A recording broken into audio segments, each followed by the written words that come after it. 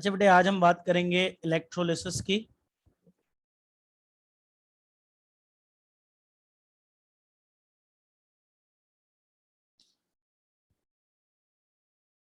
बेटा इलेक्ट्रोलिसिस जो है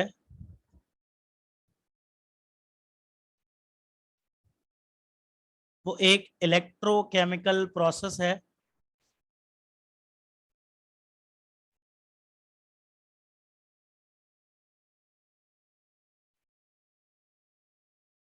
जिसमें ions are discharged at electrodes when electricity is passed through electrolyte। देखिए भाई, जब हमने क्या पढ़ा था कि इलेक्ट्रोलाइट वो केमिकल सब्सटेंस है जो कि सॉलिड स्टेट में इलेक्ट्रिसिटी कंडक्ट नहीं करता, लेकिन जब उसको पिघलाकर लिक्विड बना देते हैं या पानी में डिसॉल्व करके उसको एक्वस सॉल्यूशन बना देते हैं, फिर वो इलेक्ट्रिसिटी कंडक्ट करने लगता है। ठीक है भाई, क्योंकि इलेक्ट्रोलाइट को जब पिघला दिया जाता है या पानी में डिसॉल्व करके उसका सॉल्यूशन बना दिया जाता है तो उसमें फ्री आयंस होते हैं और उन फ्री आयंस की वजह से वो इलेक्ट्रिसिटी कंडक्ट करने लगता है। तो जब इलेक्ट्रोलाइट में से इलेक्ट्रिसिटी पास करते हैं तो इलेक्ट्रोलाइट में मौजूद आयंस इलेक्ट्रोड्स पर जाकर डिस्चार्ज हो जाते हैं। ठीक है बेटा, positive ion negative electrode cathode पे जाकर इलेक्ट्रॉन गेन करके न्यूट्रल हो जाता है और negative ion positive electrode anode पर जाकर इलेक्ट्रॉन लूज करके न्यूट्रल हो जाता है। ठीक है भाई, तो इलेक्ट्रोलिसिस एक ऐसा प्रोसेस है, एक इलेक्ट्रोकेमिकल प्रोसेस है जिसमें केमिकल चेंज इलेक्ट्रिसिटी के थ्रू लेके आ रहा है। देखो भाई, केमिकल चेंज लाने के कई तरीके हैं। कहीं हम टेम्परेचर बढ़ाते हैं, हीट करते हैं, कहीं हम लाइट से एक्सपोज करते हैं। इसी तरह बेटा केमिकल चेंज लाने का एक तरीका ये भी है कि आप इलेक्ट्रोलाइट में से इलेक्ट्रिसिटी पास करें तो आयंस जो है वो डिस्चार्ज हो जाएंगे, जो कि केमिकल चेंज है, और ये प्रोसेस क्या कहलाएगा? इलेक्ट्रोलिसिस। अब बेटा याद रखिएगा कि अगर मैं आपसे कहूं कि NaCl सोडियम क्लोराइड, इसमें से मुझे सोडियम मेटल और क्लोरीन गैस चाहिए, ठीक है बेटा, तो इलेक्ट्रोलिसिस के अलावा और कोई तरीका नहीं है। आप जितना भी हीट कर लो उससे कुछ नहीं होगा। इलेक्ट्रोलिसिस के अलावा और कोई दूसरा तरीका नहीं है जो सोडियम क्लोराइड में मौजूद सोडियम आयंस को सोडियम मेटल में कन्वर्ट कर दे और क्लोराइड आयंस को क्लोरीन गैस में कन्वर्ट कर दे। ठीक है भाई, ये प्रोसेस क्या कहलाता है? इलेक्ट्रोलिसिस। अब इलेक्ट्रोलिसिस जिस सेल में परफॉर्म करते हैं, ठीक है भाई, इलेक्ट्रोलिसिस जिस सेल में परफॉर्म करते हैं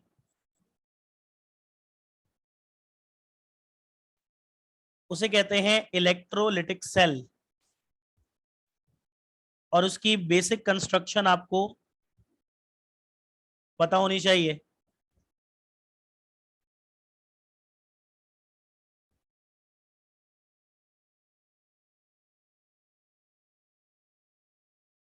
ठीक भाई, अब इलेक्ट्रोलिटिक सेल की बेसिक कंस्ट्रक्शन जो है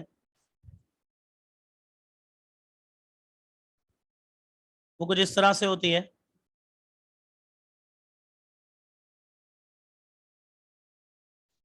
ठीक है भाई, एक सिंपल कंटेनर, जिस कंटेनर या वेसल में इलेक्ट्रोलिसिस परफॉर्म करते हैं उसे कहते हैं बेटा इलेक्ट्रोलिटिक सेल। और उस इलेक्ट्रोलिटिक सेल में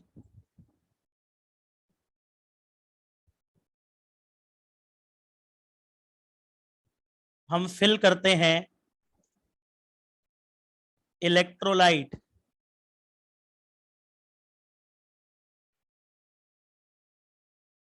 ठीक है बेटा, तो ये इलेक्ट्रोलिटिक सेल में हम क्या फिल करेंगे, इलेक्ट्रोलाइट। इलेक्ट्रोलाइट का मतलब वो लिक्विड जिसमें जिसमें से इलेक्ट्रिसिटी पास करनी है।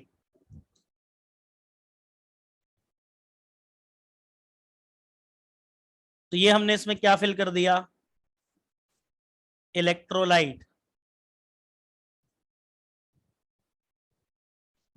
अच्छा बेटा, अब इस इलेक्ट्रोलाइट में हम डिप करते हैं मेटल प्लेट्स, जिन्हें जनरली क्या कहा जाता है बेटा, इलेक्ट्रोड्स।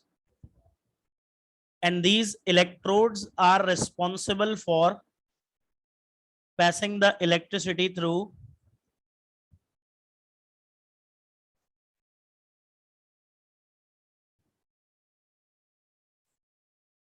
the solution.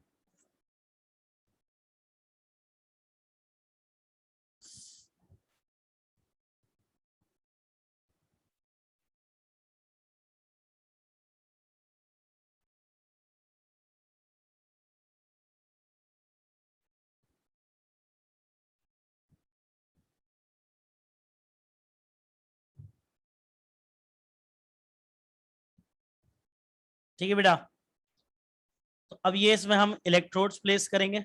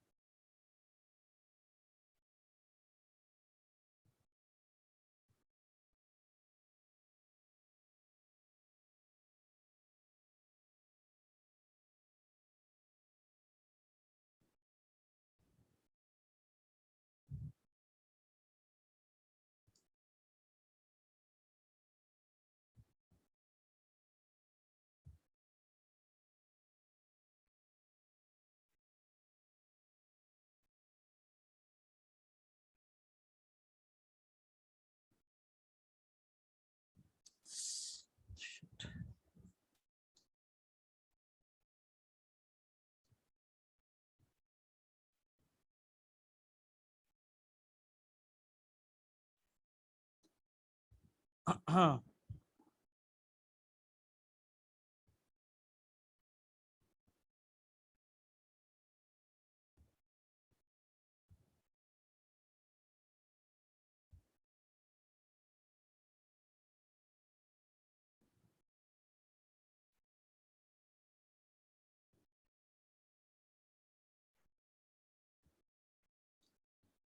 अच्छा भैया, इलेक्ट्रोड्स को आप जानते हैं कि हम किससे कनेक्ट करते हैं, बैटरी से, थ्रू वायर्स। और बैटरी का सिंबल होता है एक बड़ी लाइन और एक छोटी लाइन। बड़ी लाइन पॉजिटिव टर्मिनल और छोटी लाइन नेगेटिव टर्मिनल। बेटा, जिस इलेक्ट्रोड को बैटरी के पॉजिटिव टर्मिनल से कनेक्ट करते हैं उस पे आता है पॉजिटिव चार्ज, और उस इलेक्ट्रोड को कहा जाता है एनोड। और जिस इलेक्ट्रोड को बैटरी के नेगेटिव टर्मिनल से कनेक्ट करते हैं उस पे आता है नेगेटिव चार्ज, और उसे क्या कहते हैं, cathode. So this is the basic construction of an electrolytic cell. ठीक है बेटा, जिस कंटेनर में इलेक्ट्रोलिसिस परफॉर्म करते हैं उस कंटेनर को क्या कहा जाता है बेटा, इलेक्ट्रोलिटिक सेल, जिसमें हम क्या भरते हैं, इलेक्ट्रोलाइट। ठीक है बेटा, इलेक्ट्रोलाइट वो लिक्विड या सॉल्यूशन है जिसमें से इलेक्ट्रिसिटी पास करनी है। फिर बेटा हम उसमें डिप करते हैं मेटल की प्लेट्स, इलेक्ट्रोड, जिन्हें कनेक्ट किया जाता है बैटरी से। वो इलेक्ट्रोड जिसे बैटरी के पॉजिटिव टर्मिनल से कनेक्ट करते हैं उस पर आता है पॉजिटिव चार्ज, और वो क्या बन जाती है, एनोड। और वो इलेक्ट्रोड जिसे बैटरी के नेगेटिव टर्मिनल से कनेक्ट करते हैं उस पर आता है नेगेटिव चार्ज, और वो क्या कहलाती है, कैथोड। अब होता यह है कि जब हम बैटरी ऑन करेंगे तो बैटरी से इलेक्ट्रिसिटी निकलेगी, इलेक्ट्रोड्स तक पहुंचेगी, इलेक्ट्रोड्स के थ्रू सॉल्यूशन में जाएगी, और सॉल्यूशन में मौजूद आयंस जो है उनकी डायरेक्शनल मूवमेंट स्टार्ट होगी। Positive ion negative electrode cathode पे जाएगा, और negative ion positive electrode anode पर जाएगा। ठीक है ना, और इलेक्ट्रोड्स पर पहुंचकर आयंस डिस्चार्ज हो जाते हैं। ये वो केमिकल चेंज है जो इलेक्ट्रोलाइट में आता है due to the passage of electricity. अब देखिए भाई, याद रखिएगा कि यहां पर कुछ ऐसी बातें हमें करनी है जो कि सिंध बोर्ड के सिलेबस में नहीं है। ठीक है बेटा, अनफॉर्चुनेटली इलेक्ट्रोलिसिस का सही कॉन्सेप्ट मैट्रिक से लेकर सेकेंड ईयर तक सिंध बोर्ड में है ही नहीं। तो हमें थोड़ी सी बात करनी है। अब देखिए भाई, अगर हम मोल्टन सॉल्ट्स की बात करें, यानी अगर हम सॉल्ट को पिघलाकर, ठीक है भाई, अगर हम सॉल्ट्स को पिघलाकर उसका इलेक्ट्रोलिसिस कर रहे हैं, जैसे हमने सोडियम क्लोराइड NaCl को मेल्ट किया,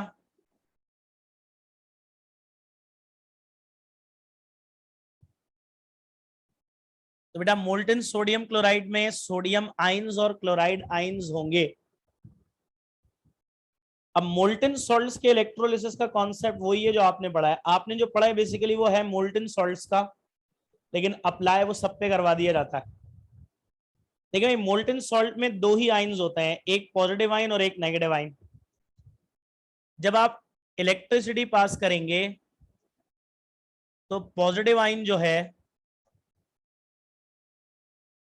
वो मूव करेगा नेगेटिव कैथोड की तरफ,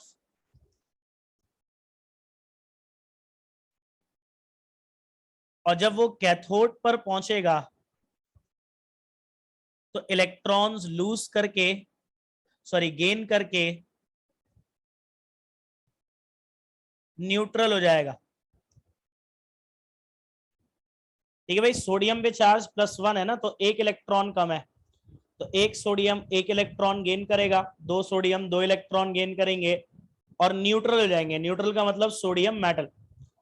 अब बेटा यहां पर क्या हो रहा है, गेन ऑफ इलेक्ट्रॉन। बेटा याद रखिएगा, gain of electron is reduction. तो जो सही कॉन्सेप्ट है कैथोड और एनोड का वो क्या है कि वो इलेक्ट्रोड जिस पर रिडक्शन होती है वो कैथोड है। ठीक है बेटा, चार्ज से इसका ताल्लुक नहीं है, इसका ताल्लुक है ऑक्सीडेशन और रिडक्शन से।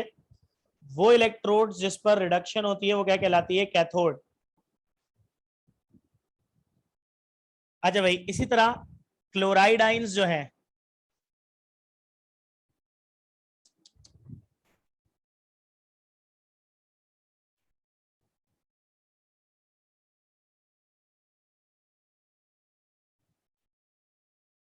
ठीक है बेटे, जो क्लोराइड आइंस हैं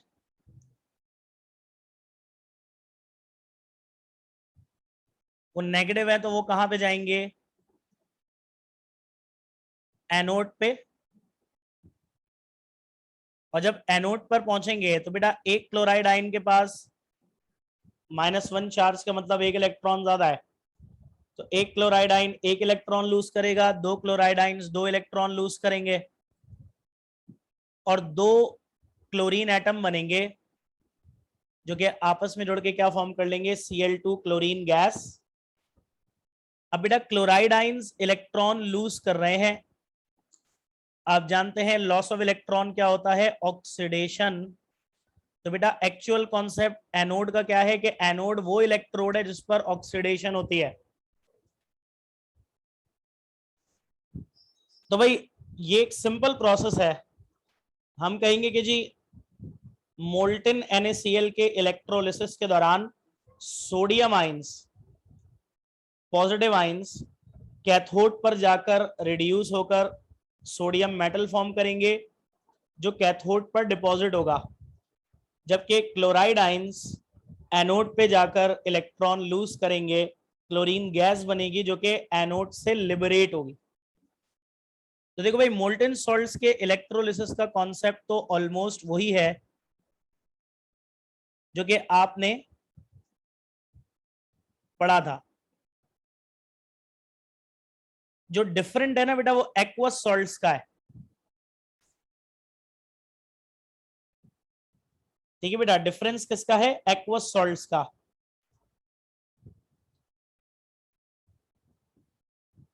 एक्वस सॉल्ट्स का मतलब है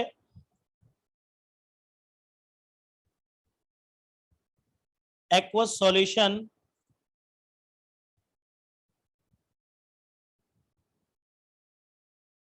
of salts।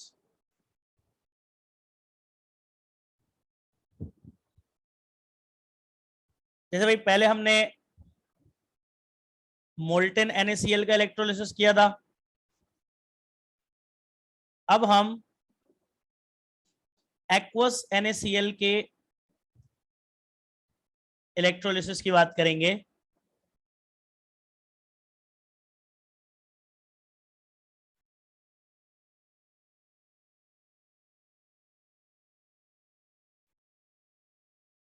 अच्छा भाई, NaCl aqueous, Na positive ion, Cl negative ion. आप बोलोगे सर ये तो सेम है, और वाकई सेम है अभी तक।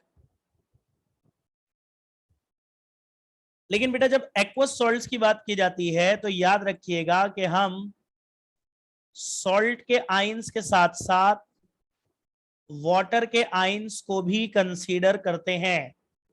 ये वो कॉन्सेप्ट है बेटा जो सिंध बोर्ड में 9 से लेकर सेकेंड ईयर तक कहीं भी नहीं है, कि जब एक्वस सॉल्ट्स के इलेक्ट्रोलिसिस की बात की जाएगी तो याद रखिएगा बेटा कि एक्वस सॉल्ट्स में हम सॉल्ट आइंस भी कंसीडर करते हैं और वाटर आइंस भी कंसीडर करते हैं, H पॉजिटिव और OH नेगेटिव।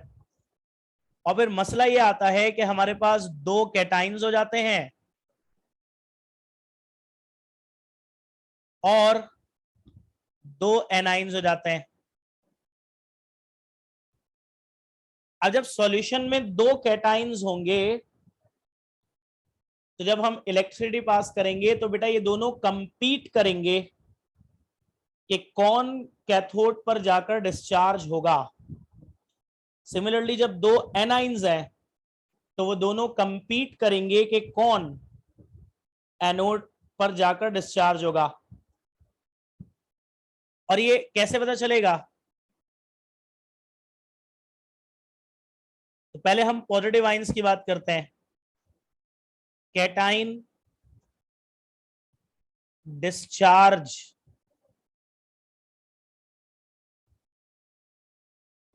प्रेफरेंस।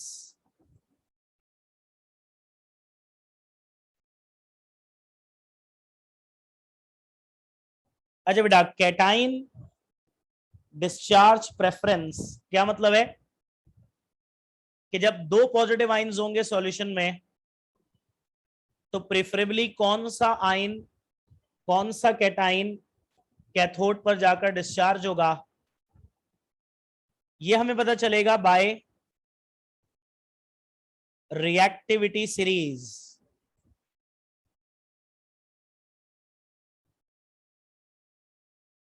ठीक है भाई, ये कैसे पता चलेगा आपको? रिएक्टिविटी सीरीज से। बेटा reactivity series basically order of reactivity of metals है, from most reactive to least reactive.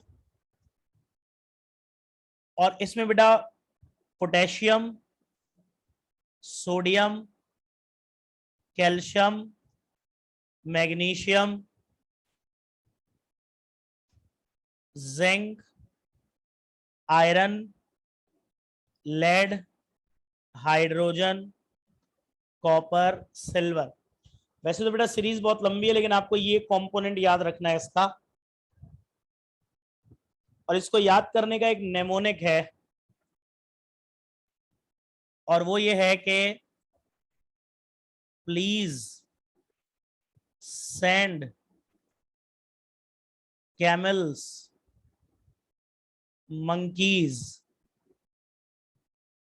and zebras in large heavy crates soon। ठीक है भाई, ये इसका नेमोनिक है। प्लीज से शुरू हो रहा है, P पोटेशियम, फिर सेंड S सोडियम, फिर camel C calcium, monkeys M magnesium, zebras Z zinc, in I iron, L large lead, heavy H hydrogen, crates C copper और सून S सिल्वर। ये इसको याद करने का नेमोनिक है। ठीक है भाई, potassium, sodium, calcium, magnesium, zinc, iron, lead, hydrogen, copper, silver. बेटा जब डाउन द सीरीज जाते हैं तो रिएक्टिविटी डिक्रीज होती है,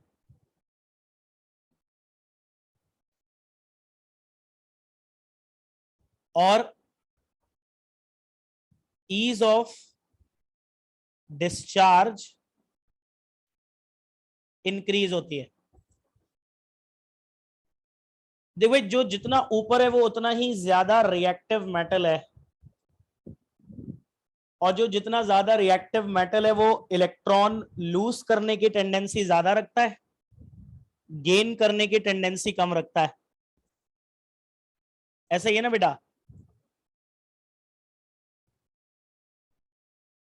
अब मैं कह रहा हूं कि जो रिएक्टिविटी सीरीज में ऊपर है उसकी रिएक्टिविटी ज्यादा है, और मेटल की रिएक्टिविटी ज्यादा होने का मतलब क्या है कि वो मेटल इलेक्ट्रॉन इजीली लूज करता है।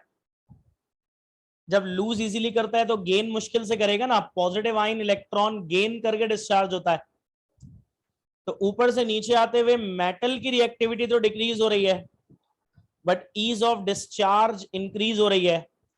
ईज ऑफ डिस्चार्ज इंक्रीज हो रही है तो बेटा जो आयन ऊपर है उसका डिस्चार्ज होना मुश्किल है, और जो आयन नीचे है उसका डिस्चार्ज होना आसान है।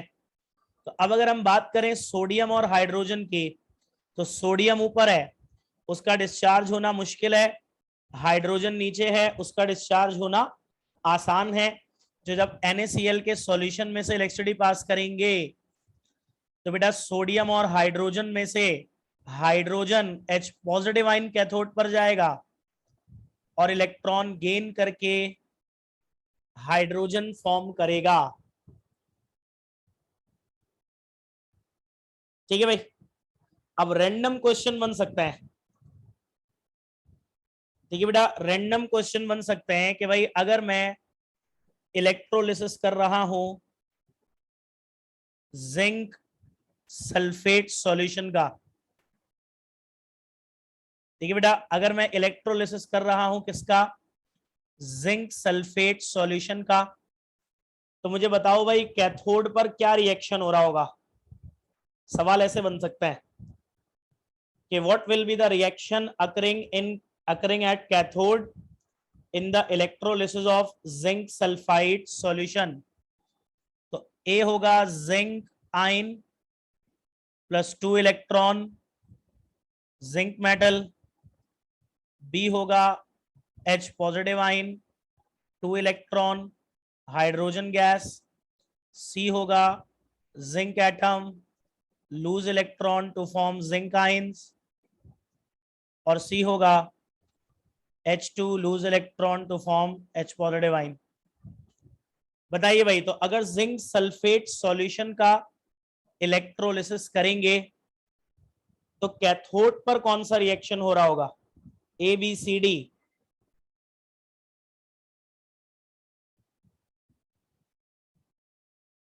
बताइए भाई, इन चार ऑप्शंस में से अगर जिंक सल्फेट सॉल्यूशन का इलेक्ट्रोलिसिस करेंगे तो कैथोड पर कौन सा रिएक्शन होगा? ठीक है भाई, आपको क्या बताना है? Reaction at cathode. जल्दी बताइए बेटा, एक ही स्टूडेंट का जवाब आया है अभी तक।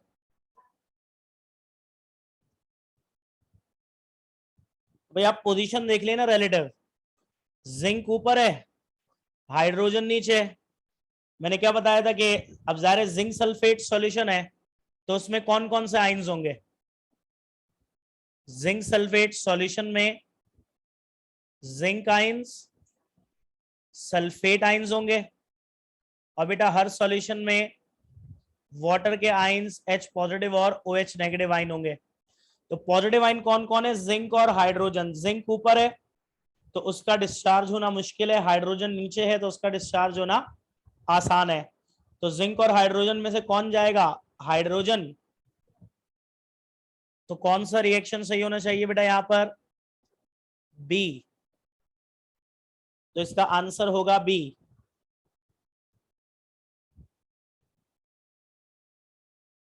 इसी तरह बेटा अगर आपसे पूछा जाए reaction occurring at cathode in the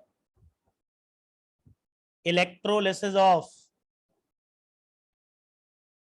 copper chloride solution, copper chloride solution के इलेक्ट्रोलिसिस के दौरान कैथोड पर क्या रिएक्शन होगा? Copper ions gain electron to form copper metal, hydrogen ions gain electron to form hydrogen gas, copper metal lose electrons to form copper ions, या hydrogen lose electrons to form H positive ions. जी बेटा बताइए क्या reaction हो रहा होगा? A B C D.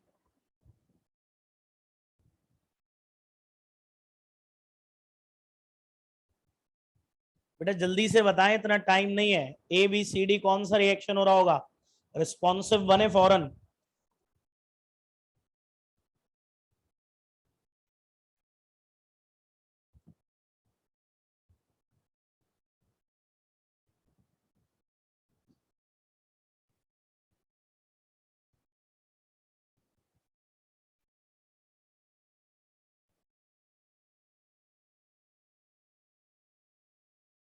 तो A option होगा यहाँ पे। क्यों भाई? देखिए पहली बात तो यह है कि सी और डी इसलिए नहीं हो सकते क्योंकि उसमें इलेक्ट्रॉन लूज हो रहा है, लॉस ऑफ इलेक्ट्रॉन ऑक्सीडेशन होता है, और ऑक्सीडेशन कैथोड पे नहीं एनोड पे होता है। तो सी और डी तो वैसे ही ऑप्शन पॉसिबल नहीं है। अब ए और बी में क्या हो रहा है? ए में कॉपर आयन डिस्चार्ज हो रहा है, इलेक्ट्रॉन गेन करके कॉपर मेटल बन रहा है, और बी में हाइड्रोजन आयन डिस्चार्ज हो रहा है, इलेक्ट्रॉन गेन करके हाइड्रोजन गैस बन रहा है। अब बेटा हाइड्रोजन ऊपर है, कॉपर नीचे है, ठीक है बेटा। तो यहाँ कॉपर के लिए डिस्चार्ज होना ज्यादा आसान है, जब भी कॉपर आयन इलेक्ट्रोड पर जाकर कॉपर मेटल में कन्वर्ट होगा। तो बेटा कैटाइन डिस्चार्ज प्रेफरेंस समझ में आ गया कि जब हम एक्वस सॉल्ट्स का इलेक्ट्रोलिसिस करेंगे तो दो पॉजिटिव आयंस होंगे, एक सॉल्ट का पॉजिटिव आयन और एक वाटर का H पॉजिटिव आयन। और जब दो पॉजिटिव आयंस होंगे तो वो कंपीट करेंगे कि कौन कैथोड पे जाकर इलेक्ट्रॉन गेन करके रिड्यूस होगा, डिस्चार्ज होगा। और बेटा ये हमें कैसे पता चलता है? बाय रिएक्टिविटी सीरीज, जो कि क्या है? Potassium, sodium, calcium, magnesium, zinc, iron, lead, hydrogen, copper, silver. अब इस सीरीज में ऊपर से नीचे आते हुए रिएक्टिविटी इंक्रीज हो रही है और ईज ऑफ डिस्चार्ज इंक्रीज हो रहा है, ठीक है बेटा। तो जो नीचे है वो जाएगा, यानी कि जब दो आयंस की बात होगी तो आप ये देखोगे कि जो रिएक्टिविटी सीरीज में नीचे है वो कैथोड पर प्रेफरेबली जाकर क्या होगा? डिस्चार्ज, ठीक है। तो एक्वस सॉल्ट्स में एक तो H पॉजिटिव फिक्स्ड है, दूसरा आयन अगर H पॉजिटिव से ऊपर है सीरीज में तो फिर H पॉजिटिव जाकर डिस्चार्ज होगा, और अगर दूसरा आयन सीरीज में H पॉजिटिव से नीचे है तो फिर वो वाला आयन जाके डिस्चार्ज होगा। बेटा ये बात क्लियर हो गई है सबको? अच्छे से जल्दी बताइएगा।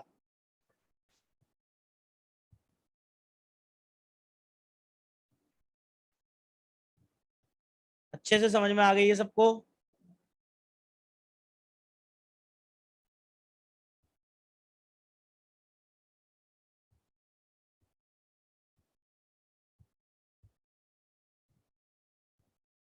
इसके बाद है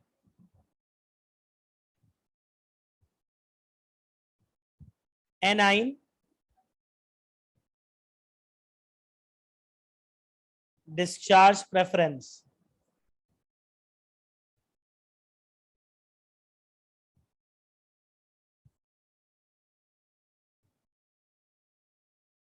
हाँ भाई, आई एनाइन डिस्चार्ज प्रेफरेंस। अब अगर दो नेगेटिव आइन भी हैं तो कौन सा नेगेटिव आइन जाकर डिस्चार्ज होगा? A9 discharge preference. अब इसके अंदर एक सीरीज भी है और एक और फैक्टर भी है। पॉजिटिव आइन में तो बस सीरीज ही है, होलसम फैक्टर। नेगेटिव आइन में एक सीरीज भी है और उस सीरीज के अलावा एक और बात भी है जो कि हम करेंगे, एक फैक्टर और भी है। सीरीज में सबसे पहले सल्फेट आएगा, फिर नाइट्रेट आएगा,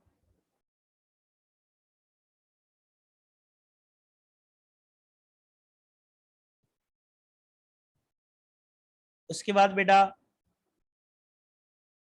क्लोराइड आएगा,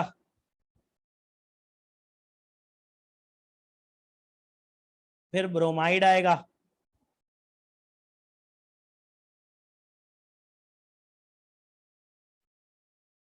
और उसके बाद जो है आयोडाइड आएगा, और फिर हाइड्रो ऑक्साइड आएगा।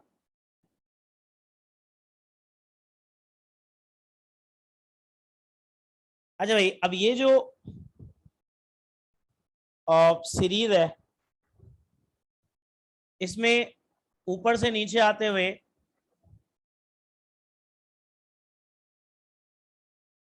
ईज ऑफ डिस्चार्ज बढ़ता है। Ease of discharge increases. तो ऊपर वालों का डिस्चार्ज होना मुश्किल है, नीचे वालों का डिस्चार्ज होना आसान है। इसमें याद रखिएगा कि सल्फेट और नाइट्रेट जो है नेवर डिस्चार्ज।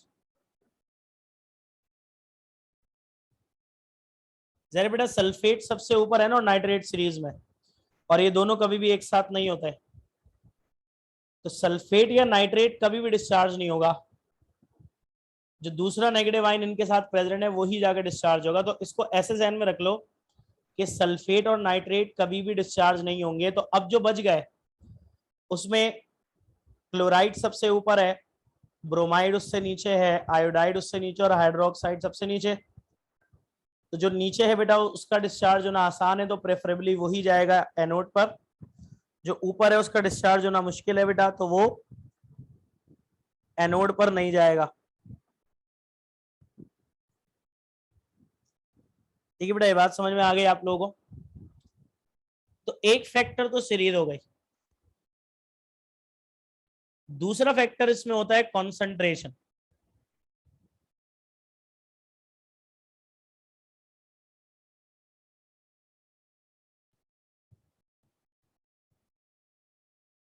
प्रेफरेंस को ऑल्टर किया जा सकता है बाय इंक्रीजिंग द कॉन्सेंट्रेशन। तो बेटा जिसकी कॉन्सेंट्रेशन ज्यादा होगी ना वो डिस्चार्ज होगा। तो अगर आप सीरीज के लिहाज से देखो तो इन्हीं दोनों में जिंक सल्फेट में दो नेगेटिव आइंस हैं। कौन कौन सा है बेटा? सल्फेट और OH नेगेटिव। अब सीरीज में सल्फेट ऊपर है, OH नीचे है, तो प्रेफरेबली कौन जाके डिस्चार्ज होगा बेटा?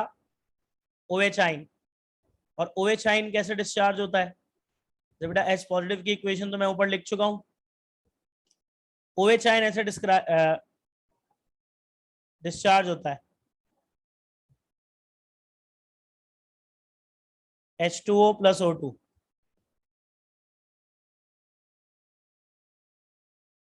ठीक है बेटा, 2H2O प्लस O2। OH आइन के डिस्चार्ज होने से क्या बनते हैं? वाटर और ऑक्सीजन।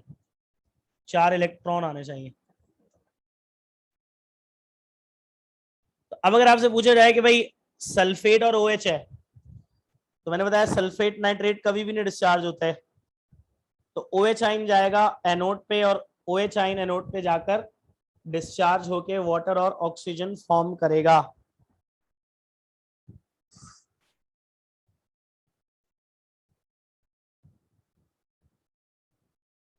जब सल्फेट तो कभी भी नहीं जाता ना, तो ये बात, इससे अगली बात तो सल्फेट में होगी नहीं। लेकिन अगर आप कॉपर क्लोराइड की बात करो तो कॉपर क्लोराइड में कॉपर आयन और क्लोराइड आयन होंगे और वही वाटर के आयन्स होंगे, H पॉजिटिव OH नेगेटिव। अब जो दो आयन्स है ना, दो नेगेटिव आयन्स कौन है, Cl नेगेटिव और OH नेगेटिव। अगर आप सीरीज के हिसाब से देखो तो सीरीज के हिसाब से OH आयन जो है वो डिस्चार्ज होने की सलाहियत ज्यादा रखता है, तो नॉर्मली OH आयन जाएगा और डिस्चार्ज होगा। लेकिन अगर हम सॉल्ट की कॉन्सेंट्रेशन बढ़ा दें, क्लोराइड आयन की कॉन्सेंट्रेशन बढ़ा दें, तो फिर OH की बजाय कौन जाने लगेगा, Cl। तो अब यूं समझ लो, इस बात को ऐसे हम समराइज कर देते हैं